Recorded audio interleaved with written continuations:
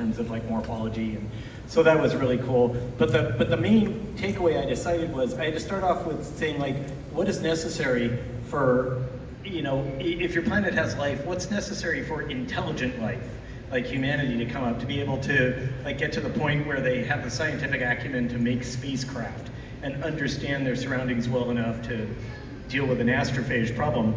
And I say there's like 3 core things you need. One of them is you need to have a pack instinct.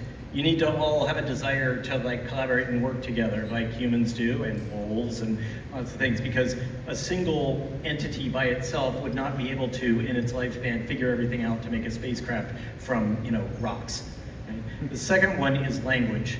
If you're gonna have that, you need to be able to communicate information to other members of your pack or whatever, to other members of your species, so that the information that you gather during your lifetime is passed on.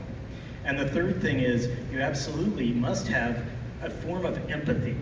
You must care about the other people in your pack, the other entities. You have to care about them, not just for your own selfish needs, but just an inherent desire to care for your fellow people, whatever species you are. And I believe that, thank you, and I believe that humans have that. We have all 3 of those. Maybe it doesn't feel that way, but hey, I sell positivity, that's my product. And I think that's what's necessary for an intelligent alien species to get into space. So Rocky has all of those qualities. This relationship is so key, obviously, to this story. True, how do you tackle writing these scenes between Grace and Rocky? Yeah, I mean, from a screenwriting point of view, this is a nightmare, right?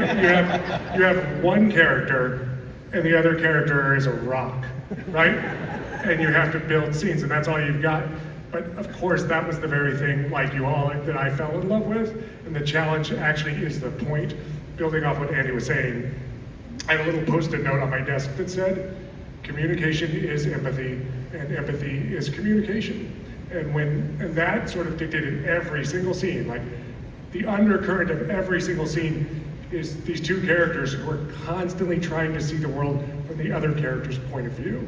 And in that, all the difficulties actually became the point. And I think that that's sort of what I held to, even when I looked at them, this scene's going to be absolutely impossible. For you, Ryan, look, you've had some amazing screen partners. How does Rocky stack up? I mean, what is this relationship is huge. Talk to me a little bit about that relationship between Grace and Rocky in this. Pass. It's not a game show. Can I pass? Okay. It's too soon to talk about Rocky. Emotionally, are you okay? Yes, he's my friend, and he's not here to speak for himself. So I don't want to give up his secrets. That's sweet. Frustrating, but sweet. Thank you. Yeah. You guys talk about him. From Emma Stone to Person of Stone. Classic Andy Weir. So for you guys, how do you approach, I mean, look, all the people that read the book have their own image of Rocky in their head. So how do you approach, what's your image of Rocky? What's your approach? One of the things that were really important to us is that the things that Andy created in his book would become like creative provocations to us that we honored. We never wanted to make our lives more convenient by changing something that Andy did. They always say, like, how do you care about a character that doesn't have eyes or a mouth or a face? And you're like, Pixar made you care about a lamp. It's possible. Yeah. You guys. It's like, have you seen the Muppets? Yeah. There's like a guy with like an eyebrow. That's the whole thing. So we called our friend Neil Scanlon at the Lucasfilm Creature Shop, who we had a wonderful relationship with, and built some amazing aliens and robots with in the past, and we tackled it together, built a practical creature that was puppeteered by an amazing puppeteer named James Ortiz and his team of 5, we called the Rocketeers. And it was amazing having Rocky there on set every day so that we could have a real interaction and shoot the whole thing practically. And ultimately, it's going to end up being a beautiful blend of creature puppetry and animation, and it's really, he comes alive in a way that you would die for this character. Rocky does not have a face. Does not have a face. He has no eyes, he has no Or mouth. eyes. He's made of rocks and he has 5 legs with 3 fingers on each leg. Yeah, and that was the thing, and that was the job with Neil and with James and with the great work that Paul Lambert and his team are doing. It's a real handshake to create this really lovable person out of minerals.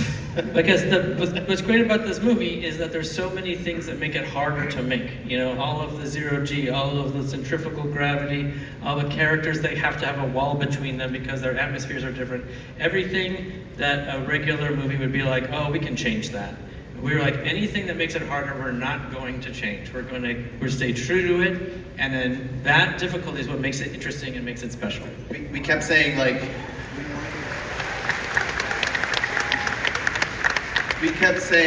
with respect, this movie is not a Mac, it's a PC, right?